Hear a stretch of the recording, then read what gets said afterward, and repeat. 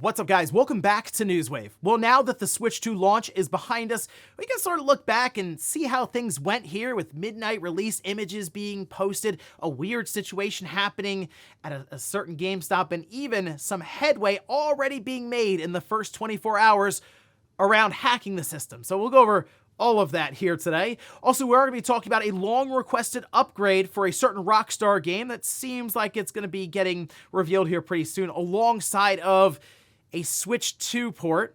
And then, we're going to go there. Hollow Knight Silksong. I know we bring this up every time we have some major gaming events here soon, and now it's back in the news, but this time, it might finally be happening. All of that and more. Guys, if you enjoy these videos, make sure you hit that like button. Helps out a ton. And if you're new here to the Spawnwave channel, make sure you subscribe down below. And of course, members for the channel do get Newswave early. If you would like to learn more about that, click the join button or the link in the description down below. And we're going to start today with Xbox Game Pass games to start off June. This is like the first half, and we can see this posted up. This is over on Xbox Wire. With right now, we have Baldur's Gate and Baldur's Gate 2 Enhanced Editions, Cloud and console, so they're just available now.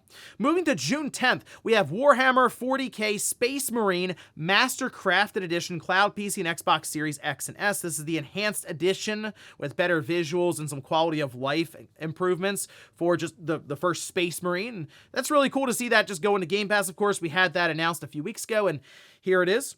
Moving to June 11th, we have Barbie Project Friendship. Okay, Cloud, console, and PC. Kingdom 2 Crowns, that's on PC. Moving to June 12th, we have EA Sports FC 25. That's Cloud, console, and PC through EA Play. June 13th, we have The Alters, Cloud, PC, and Xbox Series X and S. That is a day one release into Game Pass. Alongside, actually, another day one release into Game Pass. On June 17th, we have FBC Firebreak, Cloud, PC, and Xbox Series X and S. We have Crash Bandicoot 4, It's About Time, console and PC. And then Lost in Random, The Eternal Die, Cloud, PC, and Xbox Series X and S. Also a day one Game Pass release there. So actually a bunch of day one releases here to start off the month. But I think the big one that I'm looking at, and many people are, probably Warhammer 40k Space Marine. Again, fun announcement to have just a few weeks ago. And now here we are with it releasing here in a few days right into Game Pass. So again, not a bad way to start off the month of June. Also, we know Nintendo likes to be very quiet about who's developing any of their first party games. And it's usually like, hey, look in the credits and you'll find out who made it. It's like, yeah, obviously we want to know now, months before the game comes out. Either way, though, with Mario Kart World now out, of course, people go through the credits, or apparently you can have one of the studios just announce that they worked on it, and that's what Monolith Soft did, because they indeed did work on Mario Kart World. We can see this posted up. This is on their official account, also translated here by Nintendo Life, with Monolith Soft saying Mario Kart World, for which Monolith Soft was contracted to develop the fields and character designs, was released by Nintendo Co. Limited. So there you have it, Monolith Soft helping out with Mario Kart World. Not surprising, though.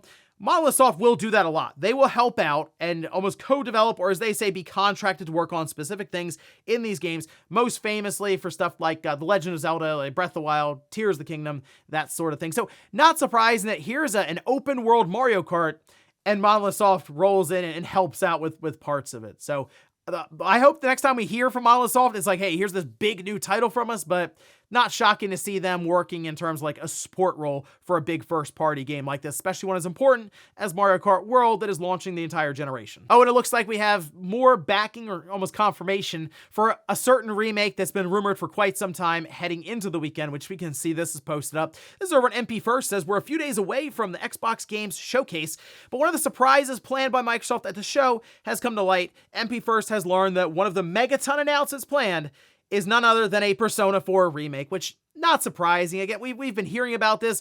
It almost seemed like some of the voice actors were kind of just like throwing what seemed to be a copy and paste situation there of, oh, I'm not voicing it, but it's a meme and we're passing it around. So it wouldn't shock me again. Microsoft, Sega, Atlas, they've been they've kind of cozied up a bit with some of these marketing and announcements they've done. So yeah, at this point, going into the showcase for Xbox, wouldn't be shocked if we do see Persona 4 Remake, and that should be very exciting for, I'm sure, many Persona fans out there. And guys, with some of the quick news out of the way, let's get into the bigger stuff. Let's start right away with the Switch 2 and the potential for it being hacked, which this is already a topic of conversation after what happened with the Switch 1, where that thing was opened up with a paperclip and with the floodgates completely open, and we saw games leak out constantly ahead of its release because it was very easy to dump and then just distribute online. But still, the Switch 2, you feel like Nintendo would have been a bit more serious, you can say, or maybe even have learned something from the Switch 1 in terms of the security around the system. Well, we're already seeing things pop up that at least show some progress being made in the first 24 hours for this system. So, one, we had kind of an odd situation. You can see this posted up. This is over on GBA Temp, where a person posted what looks like the QA side of the Switch 2 that would be used, say, in a factory before it's sent out. It's almost like I guess the factory worker, whoever their job was to move it off of this test software to the typical OS that you would see on the Switch 2, just forgot to do it. So this seemed to be something that was passed around. Some were talking about how they were going to buy it. Definitely like that outlier system, of course. I feel like we saw something similar to this, though, with the Switch 1. And I don't think it was able to do a lot, as this is just kind of the QA factory program. It is kind of cool just to have, even for preservation or just research. But no, the big thing that popped up that had everyone talking is actually from David, Buchanan? Now, this is over on their social media account where they just said, Userland ROP on day 1, which they then followed up with a series of replies, even showing their Switch 2, was saying, here's a frame buffer graphics demo. This has no practical purpose, and I can't prove if I'm not just like playing a YouTube video or something. But they want to say, and to clarify, I don't have native code execution. This is all in a Userland ROP context. So essentially what's happening here, and again, people have been kind of going back and forth on this. I think MVG may do a video covering this more in depth, as he's much more knowledgeable when it comes to this sort of thing.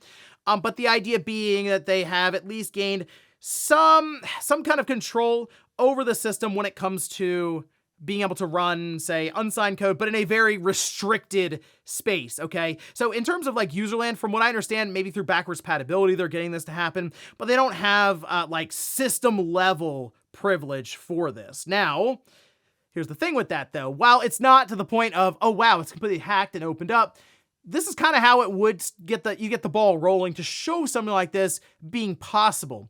And then who knows? And I'm sure right now Nintendo, in general, this would be one of their worst nightmare for the Switch 2, to be hacked completely and like blown wide open like the Switch 1. It's hard to believe that Nintendo would have it get to that point after what we saw with the Switch 1, because it wasn't damaging for Nintendo, but it wasn't great for them either. So you go, okay, hold on. Nintendo surely would have had some security measures in place. And look, they can still run into some roadblocks as they're going through this. But the fact that we're seeing this in the first, this was posted like 12 hours after the system released. It's not off to a good start for Nintendo, but definitely off to a good start when it comes to the homebrew side and the soft modding and the hacking scene, who I'm sure would love to get this system opened up to where they can run unsigned code and really tap into the chipset that Nintendo and Nvidia have put together here, because the Switch 1 can do some really impressive stuff when it's overclocked and you can have more of a more customized settings in place for that chipset with some of these games, even lifting the frame rate cap. So with this chip, who knows? Overclocking, being able to hit 100 some odd frames per second, depending on the game. There could be some really cool stuff happening here, but you gotta, of course, get to the point where the thing is hacked in the first place. Still though, interesting start to see here, and I'm sure we'll hear more and more about this as we go along. Next up, let's stick with the Switch 2 here for a moment when it comes to the release of the system, especially at midnight. So I did go to Best Buy. It was packed. There were 2 lines, one for pre-order, one just for like people who are walk-ins at that time who were getting a ticket and waiting in line there. And both lines wrapped all the way around the building. And Best Buy, it's a pretty big building, sure. But then I saw more and more people post up videos and images, and there are several of them here, like on X, for example, and they're all kind of showing the same thing. Just tons and tons of people lined up, hundreds of people in some cases. And as I'm seeing this happen, and again, I go into the Best Buy and they have stacks of Switch 2 systems. They're all over the place. It does feel like Nintendo definitely front-loaded a lot of this release, so they had a ton of stock at launch. I've seen some people even mention that just during the day yesterday, they were able to go to the store and they just saw them behind the glass, and it's a pretty straightforward process, which it is funny because the last time we had systems launch is during the pandemic, and it was you weren't going to go into a store and see them anyway. But then because it was online and we had bots and limited supply as well, because supply chains were getting kind of messed up then, you didn't really get systems that easily. Now it's like, it's incredible. It's like, whoa, there's a new system behind the glass and I can just buy it. It's like mind-blowing. But still, it does seem like Nintendo providing the stock they did, getting the interest that they have so far in the demand. I think what we just saw, and maybe kind of still in the middle of, depending on how they want to measure the sales of this, I think we're seeing the biggest launch in gaming history when it comes to a console right now with the Switch 2, and we'll probably find out more about that from Nintendo, I'm going to say, ahead of their annual gathering of the shareholders, and that happens at the end of this month. So it could be, they could say, hey, the first week, the first 2 weeks or so, and then just give us some massive number in terms of sales. So I wouldn't be shocked if Nintendo wanted to brag about that. Makes sense when you're about to go talk to a bunch of investors about how the company is running there. However, there was another situation that happened, and this is more of a PSA just for retail workers out there in general going forward when it comes to the Switch 2. You can see this is posted up, and this is in a series of messages that IGN cataloged here on their site. One mentions that GameStop stapled the receipt for me and my friend's Switches 2s to the box. So at the top, and you can see there's some puncture marks now on the Switch 2 screen. Same thing here where another person actually tried to message GameStop saying that their Switch 2 has staple holes in the screen. So what's going on here is the way that Nintendo also kind of positioned the Switch 2, kind of questionable. It's where they just left the Switch 2 face up so that the screen is only really protected by that front thin piece of cardboard on one side, basically the top of the Switch 2 box. So you do staples, yeah, it went clean through it, and then hit the screen. Would have been a better idea for Nintendo to turn it upside down, but also a good idea if you're at GameStop or any of these retail stores to not staple the front of the box and put something on it that way. Use like a piece of tape. I don't know. I mean, that's pretty straightforward there, but just all the way around, not great when it comes to packaging and then distributing the Switch 2. So let me know if you ran into that, where somebody decided to staple, I guess, your ticket to the front of it, and if it caught the screen on your Switch 2. Next up, let's talk about Red Dead Redemption 2, as we are expecting an upgrade patch for the PlayStation 5 and Xbox Series. It's been rumored for a few months now, really, but really it started to pick up steam in the past few weeks now, and it seems like that Switch 2 port is also out there somewhere, and in fact, could be revealed any time now. So, naturally, when Nate does his predictions for the shows coming up, people are paying attention and listening and writing stuff down, and they came across a couple of things here, which let's start here. This is posted up. We can see this is from Eurogamer. Says YouTuber Nate the Hates Xbox Showcase. You just call him Nate. His showcase predictions video. The leaker stated Rockstar Games Cowboy Classic will receive the update and a port to Nintendo's latest console release later this year. He elaborated this Switch 2 port of Red Dead Redemption 2 would come a few months following the release of the Nintendo Switch 2, speculating a late summer, early autumn window. So basically the picture that's being painted here is we'll see Red Dead Redemption 2 for the Switch 2 come out, they say a few months after, well, the Switch 2 now as it just released, and then I guess the upgrade would be next to it, similar to what we saw with Red Dead Redemption when that came out, and we had the Switch 2 port and the PS4 port, and then they also kind of pointed to the Xbox Series through backwards compatibility, and then they released an update for the PS5 to take advantage of the higher frame rate there through backwards compatibility. So seems like the next one up would be Red Dead Redemption 2, and that makes a lot of sense. It's sluggish on the PS5 and the Xbox Series, and it absolutely should not be. That should just be a 60 FPS experience with, I'm sure, better visuals, the whole thing. The Switch 2 version is going to be very interesting, obviously, to see maybe what they're able to get out of that newer chipset there from NVIDIA, as they have said themselves is like the most advanced mobile chip ever created.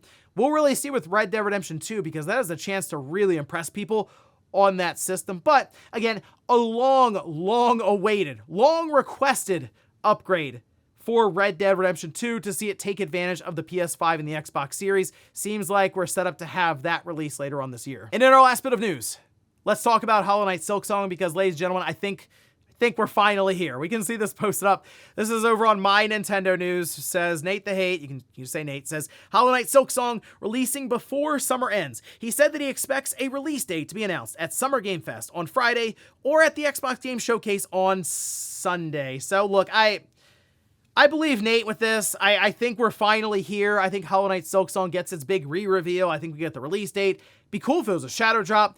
Not counting on that. Although it's been in development long enough to where, sure, it wouldn't shock me if it did.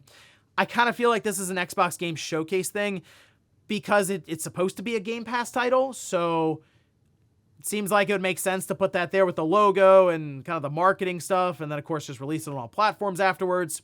So great news. Provided this holds up and it ends up being a thing.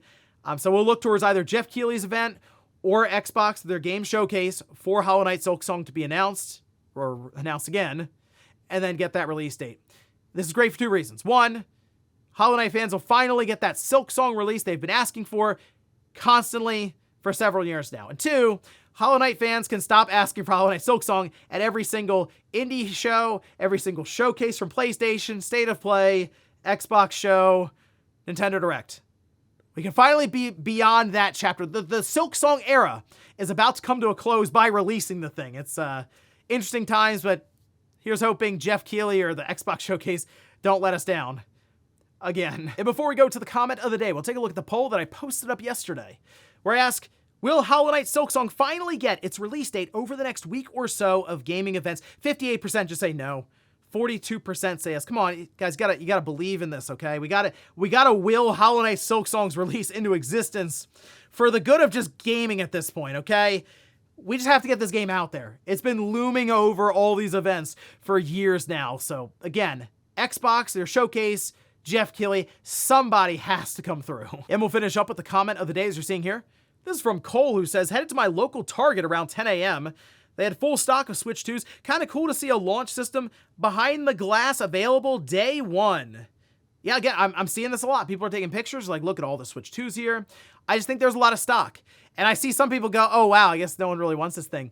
It's an interesting thing, right? Where if there were no Switch 2s right now, some would ask about artificial scarcity. But then if there are Switch 2s available, people are like, does no one want these things? So there's no way to thread the needle on that. You're going to get one or the other. I just think in general, seems like a lot of people want the system, but it also seems like it's something you can get if you want it, which is great for us and terrible for scalpers. So yeah, I'll take this timeline. And ladies and gentlemen, that's going to do it here for Newswave. If you enjoyed this video, guys, hit that like button. If not, hit the dislike. Leave comments down below about everything we talked about here today. If you missed yesterday's Newswave, I'll leave it up here in a card, or maybe wanted to see some of the unboxing that I did for not only the Switch 2, but a couple of accessories, which also includes that Switch 2 Pro controller. I'll leave that in the video right below it. Thanks, guys, for watching, and I'll see you next time.